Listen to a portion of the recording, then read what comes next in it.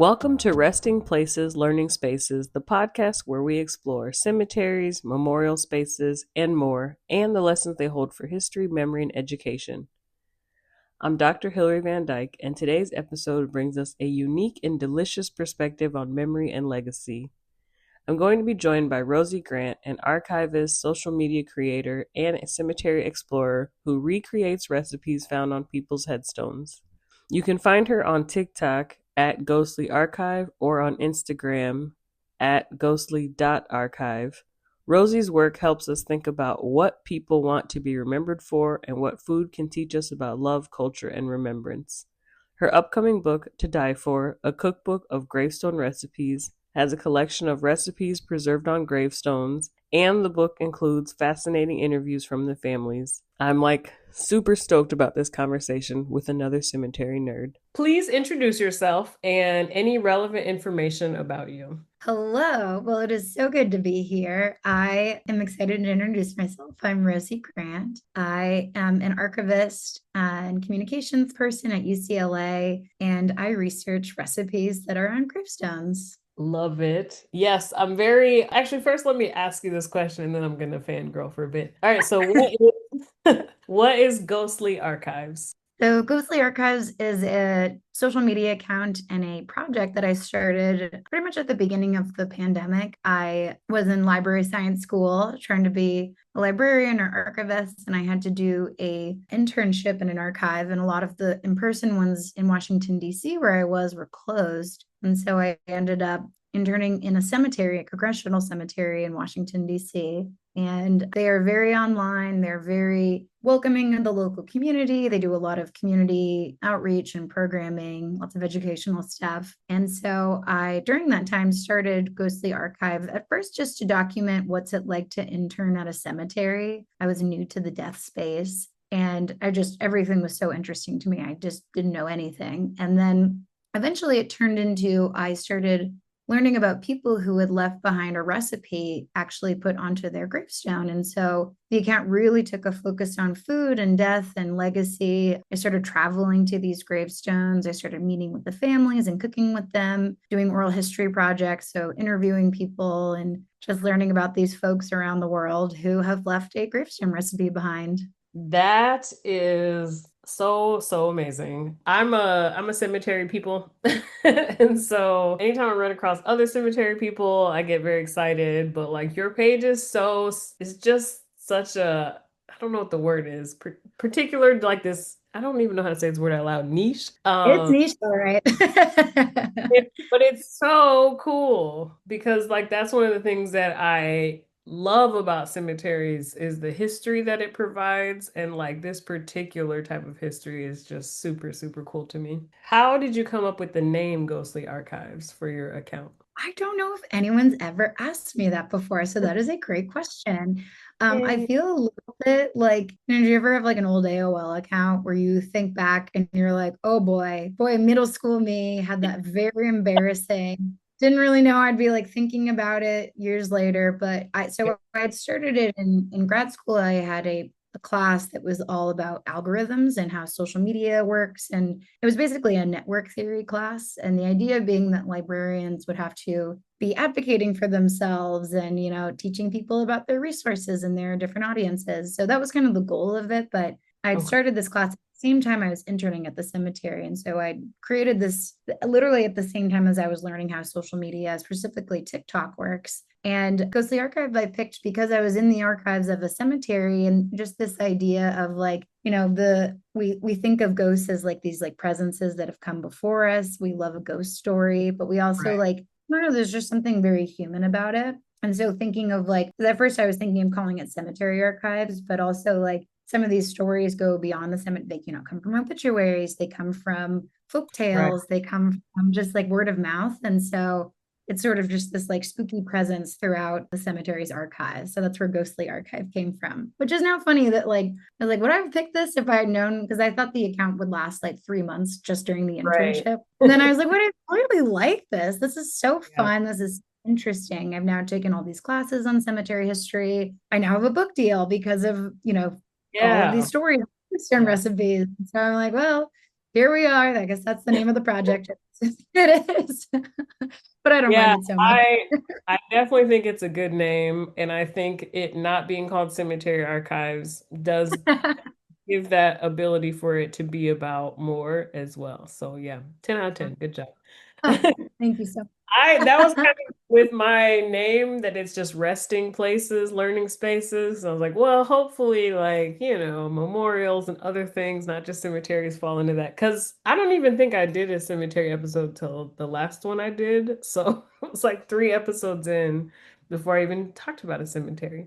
What inspired you to start looking for recipe headstones? No, I think that's a great question. That's like the origin inception of it all.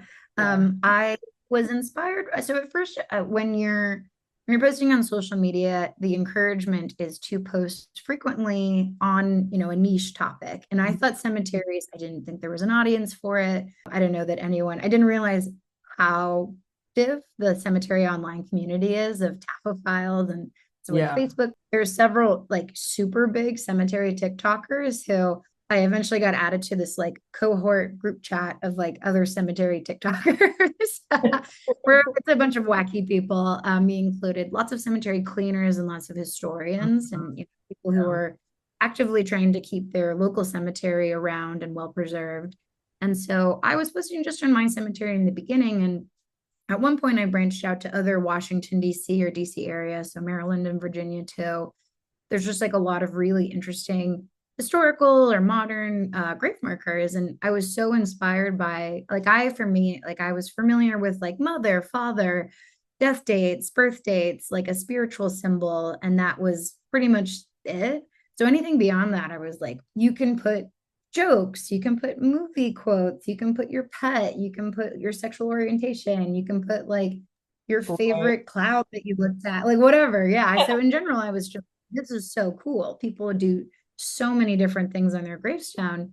And so the very first gravestone that I learned about online, I'm a big fan of Atlas Obscura, which is this like online resource. It's partially crowdsourced, but they also have like a map variation, and it's like off the beaten path things around the world. They have lots of cemetery stories, lots of like well-researched grave stories. So I learned about Mhm. Naomi, the buried in Brooklyn, New York, from Atlas Obscura, and they had a really nice little story about her. This woman who worked for the Postal Service. Her family was from Barbados. She had grown up in Brooklyn. She had these Spritz cookies. They were a secret. And then on her deathbed, her son had asked for permission to put her recipe onto her gravestone. And I just thought that's so cool. And I wondered what that Yeah. tasted like. So I posted it and posted the process on TikTok, and people like things exploded overnight. I had so many comments the next day of like, both people being like, this is so cool. I just didn't know people did that. And Yeah. then some very personalized, like, my dad just died. I really miss him. I am going to make his, like, you know, corn muffins this weekend because it reminds me of him. Or my mom died a couple of years ago. She made this birthday cake for me every year. Whenever I eat it, I feel like she's with me. Like one more after another, personal food stories that were really beautiful. And I was so pleasantly surprised that the internet was like people were just openly sharing these food and grief stories. And so when I was learning more about Naomi, just being like, well, who was this person? Is this a unique thing? And then I learned about another woman in Utah and another woman in Iowa, and then it kept growing. But at the first, when I just learned about Naomi, I thought she was the only person I'd ever heard of who did that. With the Spritz story, it seemed like you had a recipe on the grave, but it wasn't necessarily like super clear on the steps. How did you Yeah. how did you get to a place where you felt like you did right by the recipe? Oh yeah, cooking it a million times, pretty much for every recipe. And yeah, the idea of like an epitaph, there's only so much space. So even yeah, Naomi's was fun in the sense of like there are no instructions, it's just the ingredients. It's a really beautiful marker. It looks like an open cookbook. And so when you look at the ingredients, it looked like a sugar cookie. So the first time I made it like a sugar cookie. I just mixed Mhm. everything together, baked it. And people in the comments were commenting like, "Oh, Spritz cookies! Like my mom used to make these, or I make these every Christmas. You need a cookie press," which I'd never heard of. So I ordered like a random plastic cookie press online and made it. And the cookie, like the ingredients work really well. Like they fit very nicely and they hold the shape in a cookie press. So you press these out in these very beautiful, buttery, Mm-hmm. delicate shapes. But then eventually, so Naomi was the first person who I visited. Like I visited her memorial. I have family in Brooklyn. I have other relatives actually buried in the area. So my mom and I Mm-hmm. did a trip. I visited, and then later on was the first family that I not only met with, but got to cook with. And Oh that, of wow. course, that changed everything because Oh yeah. hearing stories and hearing like her son Richard and how he would like wait at the end of the counter for her to pull out her cookies from the Oh oven, and they would usually not even like last until they got cool because people would eat them so quickly.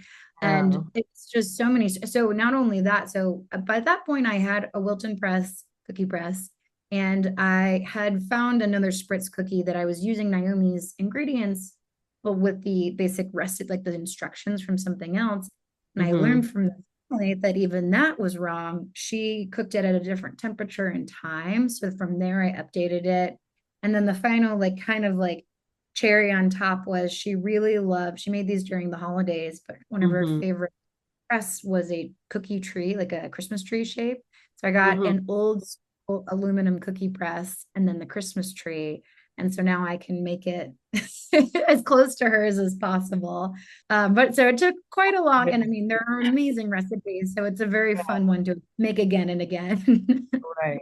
I know it's like an audio podcast, but I'm like beaming. I've got a big old smile on my face. Were you already thinking about doing the book at that point, or how did the book project come to be? Very organically. I mean, honestly, similar to the Wait, I account guess of I should just ask you what is what is your book and when's it coming out? And then just curious about how you got to this place where you were going to be releasing a book. yeah, I mean, the book part honestly feels like the most kind of recent development. It's going to be coming out this October. Apparently, the books come out on Tuesday, so it's the first Tuesday of this October. It's called To Die For, a That's cookbook. perfect with spooky season, by the way. So I don't know if that was Yeah. intentional, but 10 out of 10. Oh, it was. Yep. Good The choice. publisher gave me a very crazy deadline because they're like, we have to be ready for October for spooky season. So I was like, okay, fine. I get Yeah. it. It also works for the holidays in general. It's a lot of like cookie recipes. But if anything, I'm grateful for that deadline because so when I first met with Naomi's family, which at this point was like 3 years ago, and they were the first ones that I'd met with, and at that point, I knew about 10 to 12 recipes, and that was entirely based on online Google searching, and people on social media had posted a few. There's a few blog posts, and so I had just collected the information. I'd found everyone's obituaries, and then I Google mapped out where everyone was. But again, I'd only visited Naomi's and one other woman who's also buried in New York. And when I met with the family and they had all these stories about Naomi, I was like, there's something to be said about like the legacy of our lives, Right. of like you have that grandparent or that parent or whoever, even just community member who makes the food that's what we grew up with. Like that's how certain memories just have like flavors to it because of them. And I was hearing a lot of stories online of people being like, oh, my mom just died. I never got her cheesecake recipe or whatever, like all of these lost stories because people had never documented it before. So I think like that was kind of going hand in hand with this like archiving. So like the archive of the ghostly archive of like documenting your own personal stories. And so when I got to about 20, I'd learned about 20 people who had done this. I then connected with a couple of publishers and I was meeting with editors who were like, let us know when you get to 100 recipes. And it's just going to be like kind of a regular quote unquote cookbook. And I was Mm. like, well, this won't be a cookbook because the only way Right. that exist is like the stories of the person behind the recipe. Right. Like the story of anything is, the recipe is the like appetizer to the person, as if we thought like an epitaph was hard enough, like a recipe equally Right. hard to sum up a person. And so when I eventually met with this one woman who is an editor with HarperCollins, she was like, no, this will be different. We can get to 40 recipes and each one has a story. And if we can have photos of the people, and then equally the most important part that was the hardest part of the process was everyone had to meet with all the families, get their permission. They knew they knew what the book was about. They'd signed off on it. They had the option to opt out if they didn't want to, they're all Right. these people with grief and like if they don't want some random person being like, hi, like I would love to do this, but also no pressure if you do not want to be like this is your family's legacy. So just kind of like getting everyone comfortable with the idea of it and then also being a part of the storytelling. So it was like in most cases like hours of interviews with about almost 100 people at the end of the day of just getting stories, and each tidbit of story, like, still at the end of the day is half a cookbook. So it'd be Right. a little bit of story, and then in some cases the family sent photos of the person, which are really, really sweet. And Oh, then at the beginning of the book, I have how to document your own food history. Because, like, again, I was hearing all these stories about lost food and lost recipes. So hopefully, it'll be a little bit of an excuse for readers to like document their own food history. yeah. My mom and I are working a little bit on, I say a little bit because we've been talking about it for like a year and have completed one. But we want to do like favorite dishes that we all have of my grandmother. Because same idea, like us grandkids do not, at least me, like I have a cousin who cooks. He has the spirit of ancestors talk to him. I don't have that. I need a recipe. But it's actually like really time consuming and hard to do, especially when you're having like kind of what you did with the spritz cookies where you know the things, but now you have to sit and write out the actual process. Like, uh, so hopefully we finish this project and it's more like a thing to give to our like, family and friends sort of thing. But yeah, I can't even wrap my head around how many you had to do because oh my gosh. yeah. No, anything to deal with genealogy or writing down your stories. And on some level, there's a discomfort with it too, of Yeah, being like, that's a little bit of the assumption of like, well, I'm going to die someday, so I want to make sure you have the recipe, know how to cook right, it, the family stories, because like there's no time like the present. And right. when I was in these classes, so like when I was doing my MLIS, I had to take a genealogy class.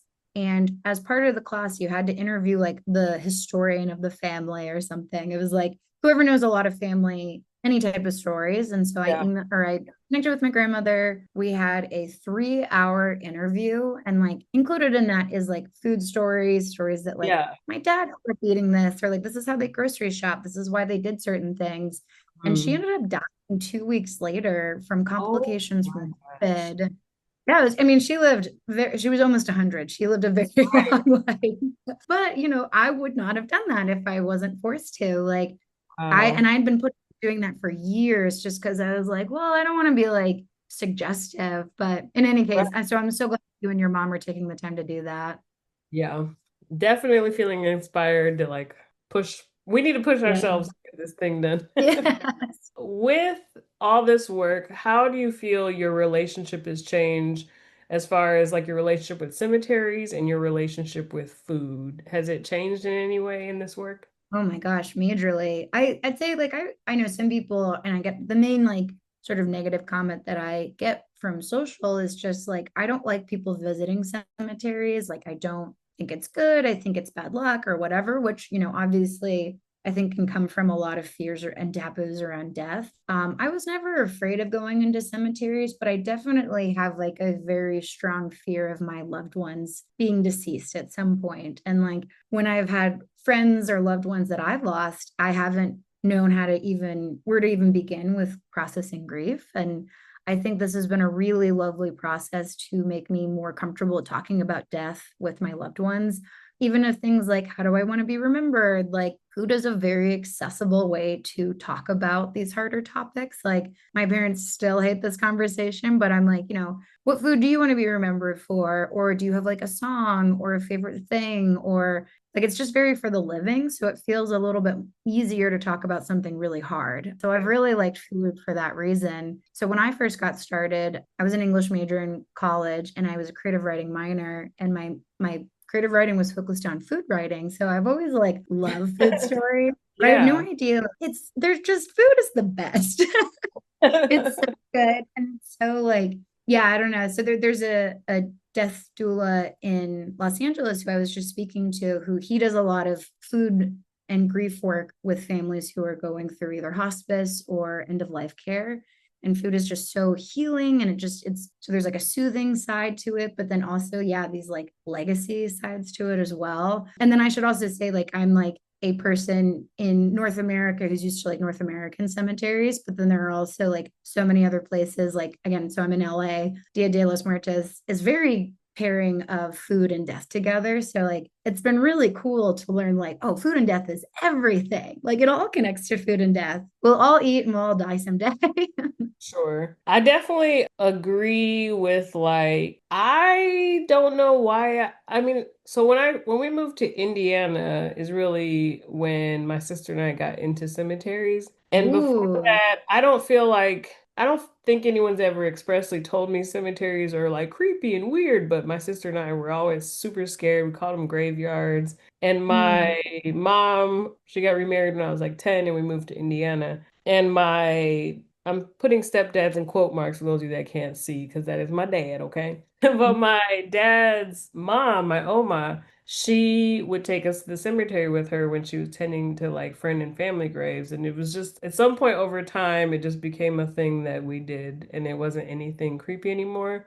But I Mm. still feel like even with becoming less scared of being in a cemetery, that still didn't necessarily come with like the ability to know how to mourn when you've lost someone. And I feel like what really helped me, even though I'm a grown woman, is the movie Coco is just Yes. incredible. And my Opa had passed when I first moved to St. Pete, and I didn't know anyone. I didn't couldn't talk to anyone about it, and I just never really like dealt with it at all. And then the first time I watched Coco, I was a wreck. But it also was like the first time I felt like I really processed it. And since then, I put up an ofrenda every year.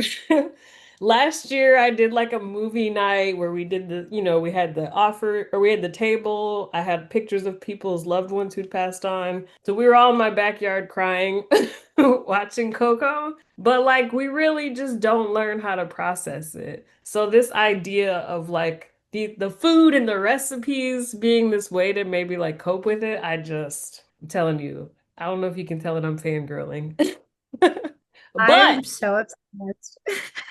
just brilliant. Brilliant. All right, so we've heard the Spritz cookie story, so I'm very excited about that one. But are there any other stories in the book to die for that stick with you? I mean, they all do in different ways. First of all, I love that so much. That's so beautiful. Coco is the best. Coco is just like the whole project in a nutshell, honestly. I watch Coco every year. And then even listen, I lost my grandmother in the pandemic as well. And I She's actually didn't watch it that year because I was like, I am not ready to deal with this. But then the next year I watched it. So at that point, it was like 2 years between watches. And I forgot at the end that Mama Coco's on the other side. And I was like, like I was a wreck. I just seriously that movie. And then I've, lost an aunt since, or my godmother slash aunt since then. Again, Coco, I'm a whole grown up, and Coco has been instrumental to me being able to like process. oh my Yeah, God, that's a big part of it is beautiful. like the food and the offering, and then just in case, let's put the picture up in case it's really a thing, right? Let's just in Uh, case.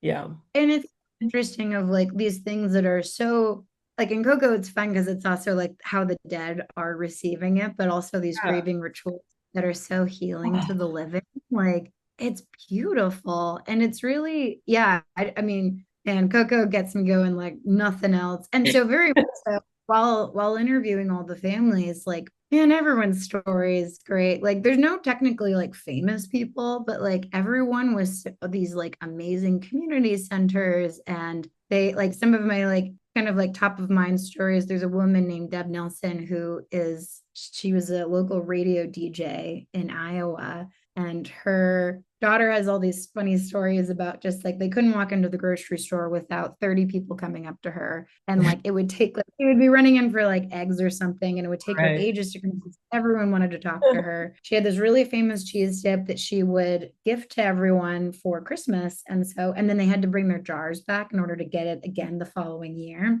And so it was like this fun special thing. Never gave the recipe out. And then she would always say, like, on her deathbed, basically, like, you can have the recipe on my gravestone. Put this on my gravestone. And I just think that is so beautiful. And like it's a gorgeous gravestone that they put together for her. It's just everything about her is so like alive. Like her memory is so alive in this town. There's another woman named Bonnie who she's buried in Nome, Alaska, and that was probably the hardest one to get to, just because it's very far.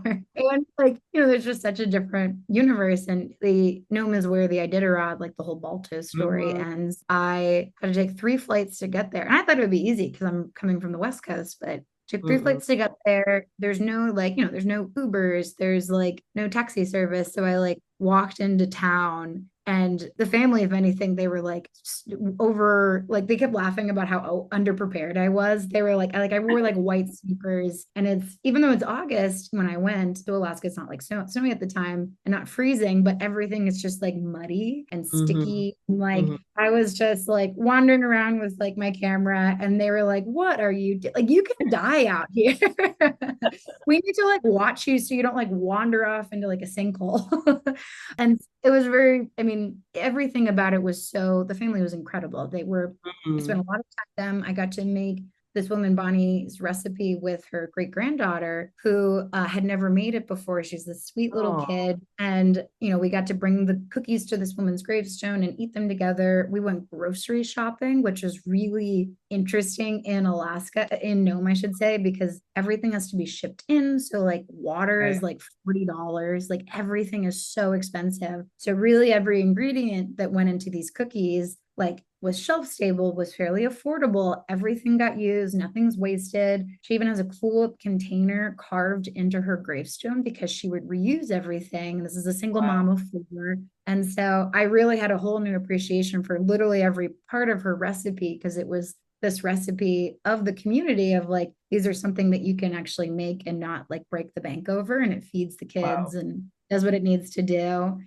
Gosh, there's another woman named Natalie who was from Louisiana, classic New Orleans style, which is like the city of food and death, it feels like. And so Oh yeah. going to the Eastern recipe there was amazing. And Natalie was a volunteer at her local aquarium. She even volunteered so much that they put up a plaque for her because she just loved animals, loved Oh. biology, loved the planet, loved taking pictures. She was a very big celebratory person for the people in her life. And so her brownie recipe, even her best friend still has her brownies, the final brownies that she had made for her right before passing away. And every year she takes that one and still has a little bit of it. Oh. Oh my Continue God. to remember Natalie. And like, I'm just like, oh, everyone's so cool. That was gonna make me cry. So That's sorry. so Oh no, sweet. Coco. Oh no. Obviously, all the stories are great, but what is your favorite as far as like taste goes of the ones you've made? I mean, they're all great in different ways. And all of them have been made quite a lot and at different instances. I would say the ones that I make the most frequently are the ones that I'm very nostalgic to, that like I had as a kid. So there's a woman named Annabelle who has these really good snickerdoodle cookies. She is buried in California, and she used to be a volunteer firefighter with her husband. And her daughter talks about like when she was a kid, she would see all these volunteer firefighters, which, California has lots of wildfires. So this was a very pertinent cookie. It would be literally feeding the firefighters as they Wow. were fighting these forest fires. And so I just love the story of that and the cookie. And it was just a very life giving force. But also, it's a really good cookie and it makes a ton of cookies. Thanks. Naomi's are just so, I feel like such a kinship with. It was the cookie recipe that inspired the whole project, and her family was so instrumental to me wanting to learn the stories of the person behind the recipe and just think about like food legacy and food history. So I would say those two I make a lot. And then one that's been really popular with my friends has been it's called a Texas sheet cake, which is a very classic funeral food, very shelf stable. You could put it out for funerals for mourners all day and it sits out really well. And it's a really good chocolate cake recipe. It's from a woman who's actually buried in Michigan. But yeah, the Texas sheet cake we make frequently for friends' birthdays. That sounds good. I feel like Mhm. I'm gonna have to definitely keep my workout routine up when I get this cooked up. Yeah. Not enough salads in this. Yeah, lots of cookies. How has social media played a role in shaping this project's reach and impact? Yeah, I mean, there's so many very good criticisms and woes of social media. I think particularly today, we're all very aware of like the evils of it. Yeah. On the flip side, this project, like a big thing at the top of like, yes, social media has a lot of negative stuff. There are, I think, pockets of the internet where there are still some like very lovely people. And I find maybe surprisingly, maybe not, that like the deaf space has been a very positive community of, I think, a lot of people who are either mourning or thinking about, our own mortality in different ways, or Mm. educational spaces. So it's my entire project has been born out of social media. Every single gravestone had and person and story has been crowdsourced. So it's people who had come across an Instagram post or TikTok and was like, oh my gosh, I thought my mom was the only one who did this. Or Wow. in some cases, people being like, hey, I visit cemeteries frequently. I think they're just, lovely spaces. I came across a gravestone recipe. Would you be interested? And I always go, oh my gosh, yes. And then it comes to this like sort of like detective work of finding the family, reading the obituary, connecting to the people still alive who are remembering this person, getting permission, and then, of course, just taking it from there, getting to try their recipe. So this whole thing is, and like the more, every time I feel like I get to do a podcast or a thing, I usually learn about some new incredible cemetery or gravestone marker or anything that have come out of it. So for any listeners, if people have interesting things, like I'm always all ears. There's so many amazing burial spaces and ways that people are remembering people. And so, yeah, literally social media is the why this project exists. Right. Awesome. Yeah, I'm just a little lazy with this social media for this podcast. I've just connected it to my Ah, professor page because I run a bunch of Instagram accounts. And I was like, I can't do another one. no, absolutely not. Yeah. But so far, yeah, I would agree. At least my professor page is positive overall. I'm a professor, and my research interest is place-based education, particularly in cemeteries. I am a former English teacher, but my dissertation work was focused on social studies. So really, I'm always thinking about how you can teach English or social studies through the cemetery space. So with that idea in mind, have you ever worked with schools or teachers, students in any way with the work that you're doing? I would, man, give anything to be in your class. That sounds so cool. That's literally everyone needs to take your class. You can take your class.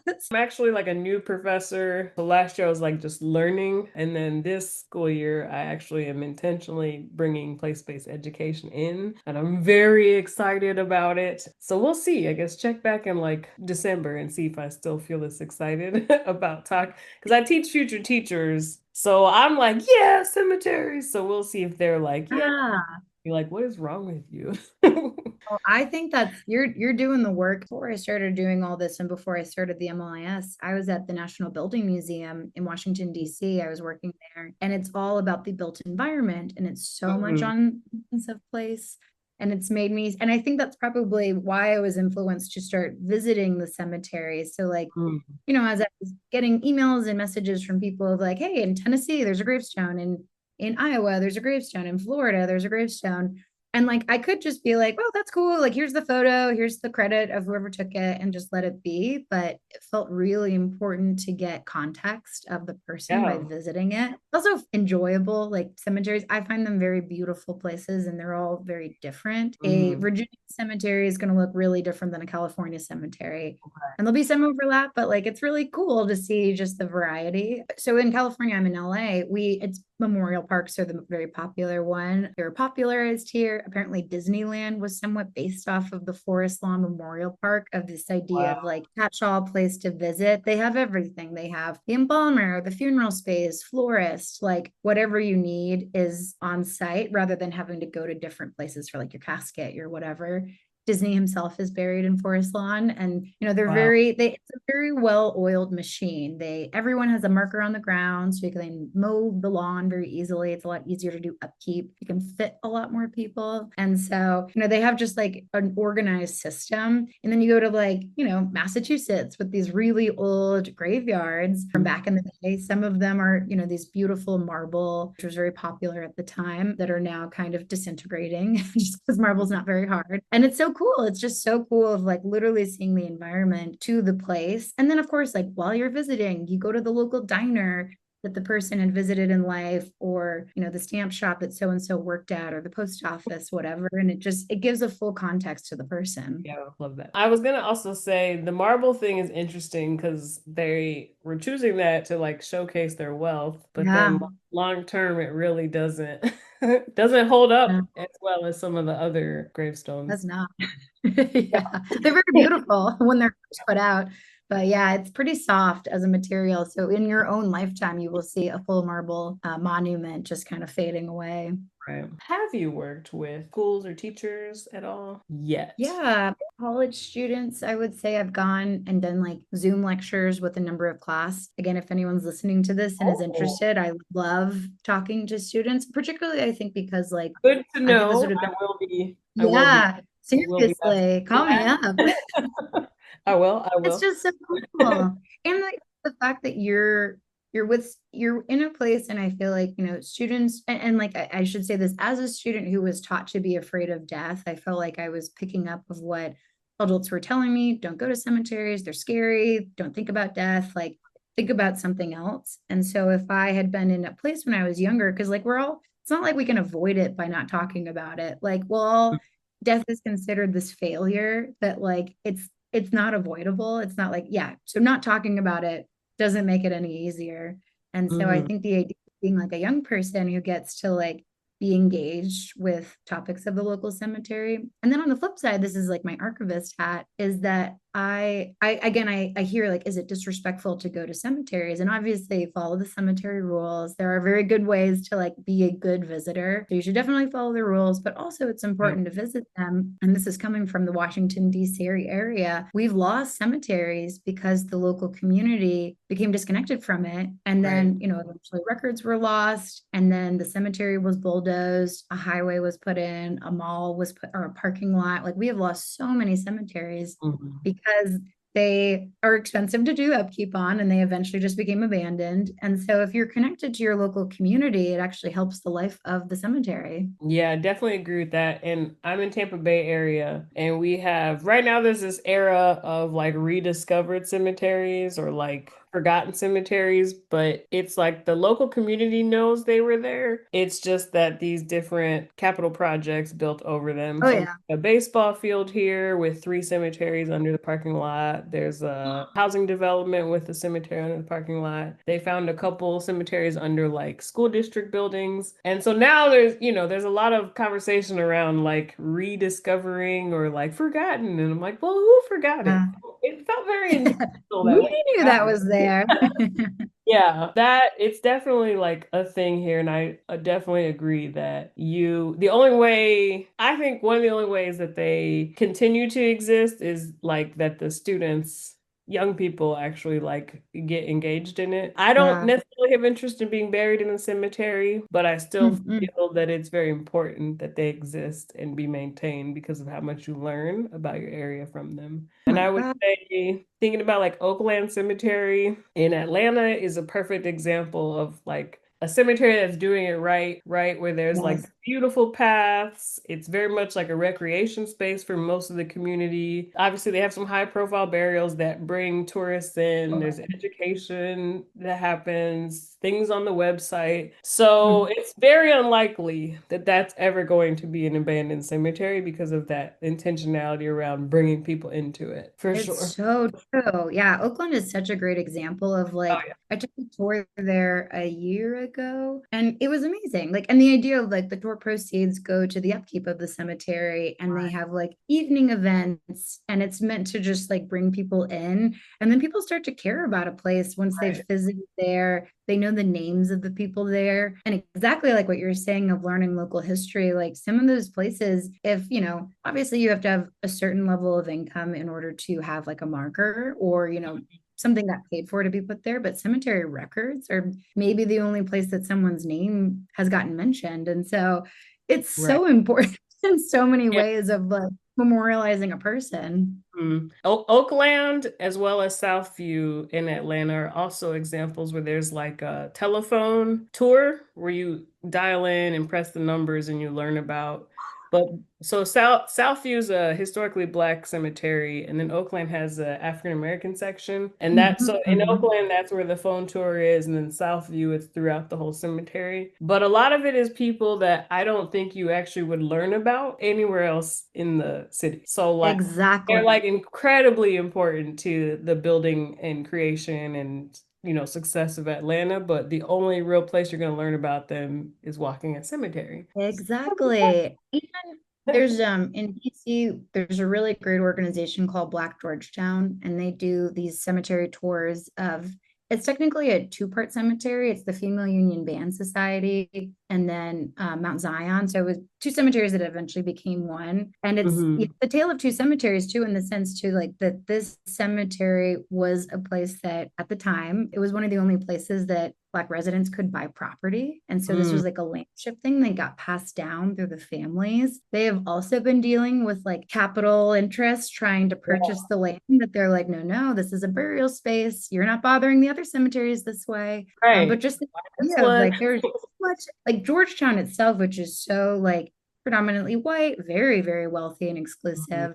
And then you have this cemetery with like names, histories, jobs, all that are inscribed on the stones. And, there are obviously records that are at Mount Zion Church, which is right around the corner. But like all of that is because you walk through the cemetery. Right. Right. It's the only way to learn it. Well, I have something to add to my list of a place to visit. Yeah, it's awesome. And if you can go on one of their tours, they have really, Yeah. really great guides. I have a friend that lives in DC, so now I have to text her and be like, all right, girl. Hey. Go. They're a good follow on Instagram too. They're what? Black Georgetown is a great follow on Instagram too. Oh, definitely will be following. How do you hope the next generation will engage with your work? I hope, I mean, obviously, like, the idea, the very surface level of like thinking of people as libraries a little bit of like, when you lose someone, it is like losing a library. So taking that time to like interview your family members, interview your community members, document it of like, and that could look like anything. If food is not your thing, if there's some sort of history that you're interested in, getting name, date, location, even just the basics written down somewhere is so important. So, any sort of like personal genealogy that people are down to do, no time like the present. And then also on the other side of like not being as afraid of these topics in death, they don't have to visit their local cemetery to be engaged, but like it could just be like having a conversation with your loved ones, being like, how do you want to be remembered? Do you want to be buried? Do you want to be cremated? And just like getting people comfortable talking about that. Yeah, the next generation, I mean, like so many people are on TikTok and these like folks who are comfortable with TikTok, I feel like are at least getting encouraged to be in the spaces. But I would hope that that's helpful for people of just like it doesn't get any better by not talking about it. And it can be very Right. lovely, like writing down a recipe with someone and cooking it with your mom. And like Mhm. it's very lovely. Yeah, for sure. Where do you just see this work going as you continue like 5, 10 years from now? What do you see? Man, I wish I knew. I feel like I'm so like day to day with it of like I'm like, wow, we're at 40 cemeteries that and people and families and all of this. I think as far as like very immediate next steps. So the book comes out this year and it would be lovely to try to visit as many of the people and areas as I can. I mean, they're very much all over the US and North America. And so I'll see if I can. I mean, I have a tour planned at least to visit. I have a thing in Los Angeles, Washington, D.C., and Greenwood, where Naomi is buried. But it would be nice to like revisit some of the families who have been very lovely and so sharing of their person's story. I now, because of even since the book was sent in to be published, have 10 new recipes. So, like, there's still people continuing to send family recipes, family stories. And so I have a whole new group of people who I haven't even had the kind of like headspace to then dive into the next round of research of like, I've just learned about my first European one. There's someone in Amsterdam who apparently has a recipe. There's a few more people in the Midwest and in the South that I'm like, I need to like really deep dive on like, who is this person? Interview their families, see if they're interested in including in the next iteration of the project. It might turn into a second book. I have no idea. So, it's been a lot No, of like Hail if you Marys. come with the Amsterdam one, I'm here for you.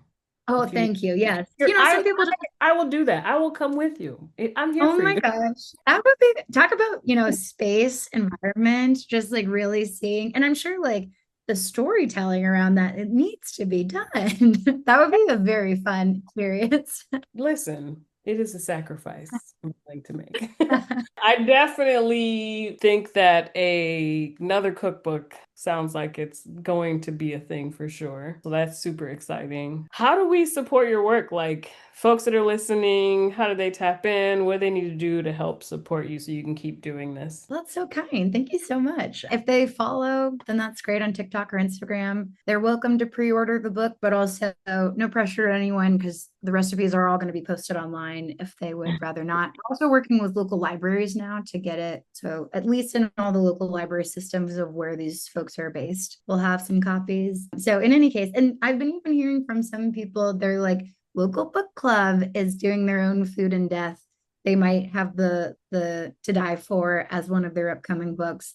And again, Mhm. even if folks don't buy it, of just talking about their own recipes and how they're cooking them and things like that, more than even like, I feel like honestly, like the system has been, I've been so lucky. So maybe more than anything else, like call up your parent or grandparent and cook a recipe with them. And that totally supports the project too. All right. So what I'll say to the followers is follow at Ghostly Archives on Okay. TikTok and Instagram. Yes, Is it you're right. archive or archives? Because on my I notes think I left off the S. Actually, I think I have a link. No, it's on Instagram, it's ghostly.archive. And what is it on TikTok? I'm it's gonna Ghostly Archive without the dot. There is another poor person who has Ghostly Archive on Instagram with the no dot, and they probably have some weird messages from people. So TikTok is Ghostly Archive, Instagram is ghostly.archive. And then the book is called, I have the whole name here, To Die For, a cookbook of gravestone recipes. And you can pre-order it now. I know you're saying, no, don't buy it. You don't have to buy it. I'm not saying that. I'm telling you people, buy it. I'll say it for you. Y'all need to buy the cookbook, try the recipes. And it's interesting that you said the book club thing because that was the first thought I had is I'm going to make this to a thing with some of my friends. But yeah, I'm just very appreciative that you took the time out of your schedule to meet with me. This has been absolutely amazing. Just, I was about to say 10 out of 10 again, but I think I've said that like 6 times. So I'm going to try not. Actually, forget it. 10 out of 10. All warranted. 10 out of 10. It's Coco style. 10 out of 10. Oh, so bad. Thank you so much. This is so exciting. I love that you're thinking about spaces like this. Like this is so cool. And yeah, thanks for bringing younger people into these what might be more taboo areas. And it's just incredible. Thank you. Thank you.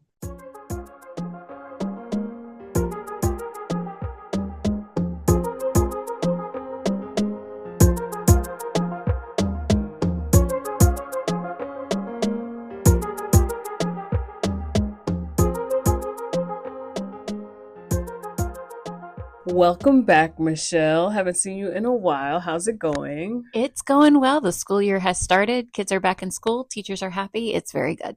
Thinking about this conversation with Rosie Grant from Ghostly Archives, I think there's just so much a teacher could do with this. But honestly, I'm going to depend on you because I feel like I have all these ideas. But then there's the what actually works in the real world. For me, I mostly actually see a lot of it aligning to language arts was where my brain was going with it. I think students can research and write about a recipe that tells a family or cultural story in their own family and just aligning different language arts standards to that research process. But I also can imagine a writing assignment where they write about like if someone had to summarize them as a recipe, what would the ingredients be? Something like that. But then, of course, I got to always bring it back to social studies. So when you were listening to that conversation, what were you thinking? So what really jumped out to me was when she was speaking about working directly with the families. So after she had done her research and she had figured out who these people were as much as she could from their obituaries and from additional research, but then she went and she met with the families and how that just really enriched her understanding of the people and their experiences and learned more about how they wanted to be remembered and how their their family wanted them to be remembered. So that takes me straight to oral history, which is an amazing part of the social studies where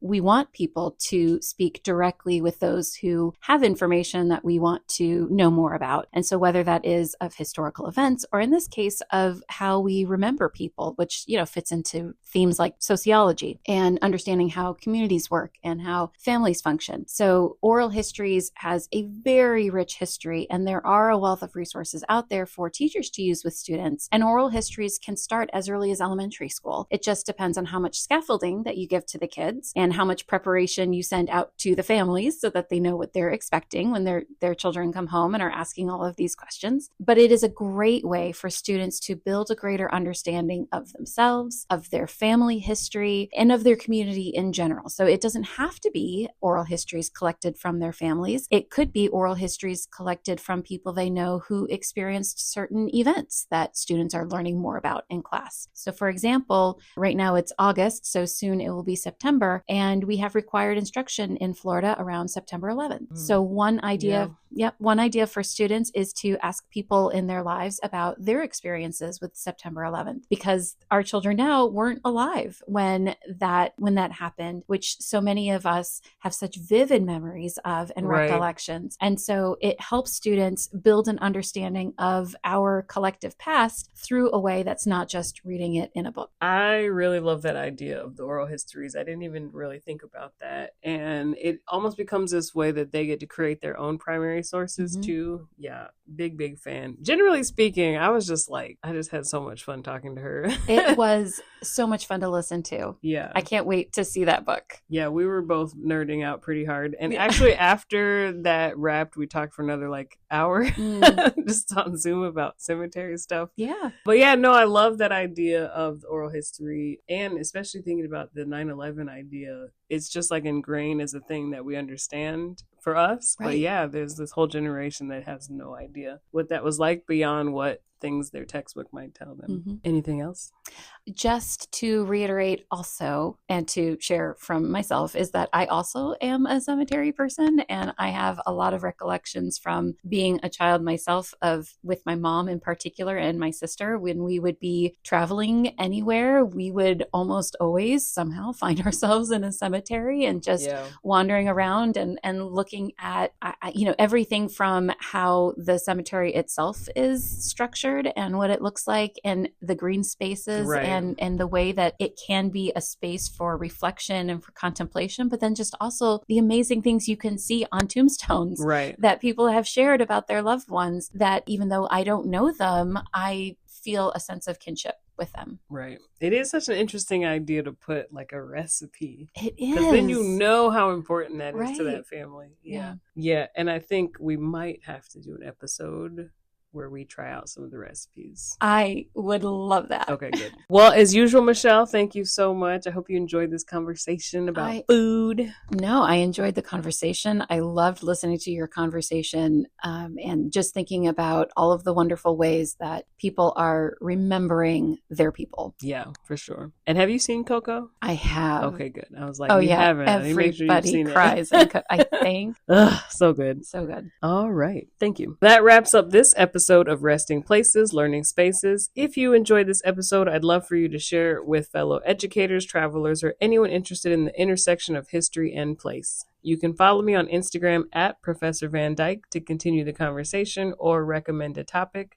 Until next time, keep exploring, keep learning, and remember, every resting place has a story to tell.